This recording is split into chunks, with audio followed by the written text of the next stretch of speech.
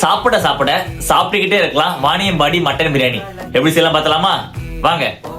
1 kilo சீரக சம்பா அரிசி, 1.5 kilo mutton, இஞ்சி பூண்டு பேஸ்ட், உப்பு, மிளகாய் தூள், கொஞ்சமா தண்ணி ஊற்றி மட்டனை 3 விசில் வச்சு இறக்கிருங்க.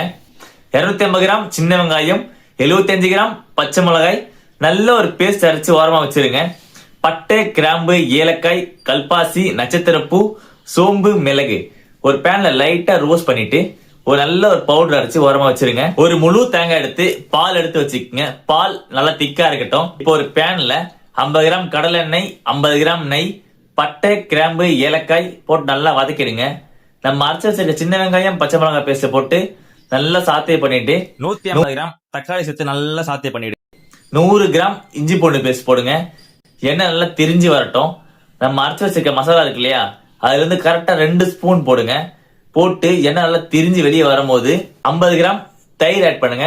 கொஞ்சம் புதினா, கொஞ்சம் கொத்தமல்லி போட்டு நல்லா சாத்தே பண்ணிட்டு நம்ம ரெடி பண்ணி வச்சிருக்க மட்டன் இருக்கு இல்லையா, தண்ணியோட இதுல ஊத்துங்க. தண்ணி அளவு 1க்கு 1.5. சரிங்களா? பிரியாணில உப்பு போட மறந்துடாதீங்க. டம் போடுங்க. அரிசியை போட்டுட்டு டம் போட்டாச்சா? டம் போறதுக்கு முன்னாடி எதுல சமைச்சிங்களோ அதுக்கு கீழே ஒரு தோசை கல்ல வைங்க. மூடியை போட்டுட்டு நல்ல ஒரு ஒயிட்டான பொருள் எடுத்து வச்சுட்டு 15 20 நிமிஷம் விடுங்க. டம் உடைக்கும் போது ஒரு 25 30 கிராம் வரைக்கும் நெய் ஊத்தி எடுங்க. பிரியாணி ரொம்ப சூப்பரா இருக்கும். நீங்களே சொல்லுவீங்க. இந்த மாதிரி இன்ட்ரெஸ்டிங் வீடியோ பார்த்து நம்ம யூடியூப் சேனல் சப்ஸ்கிரைப் பண்ணி வச்சுங்க. நான் உங்க செஃப் பார்த்திபன். தேங்க்யூ.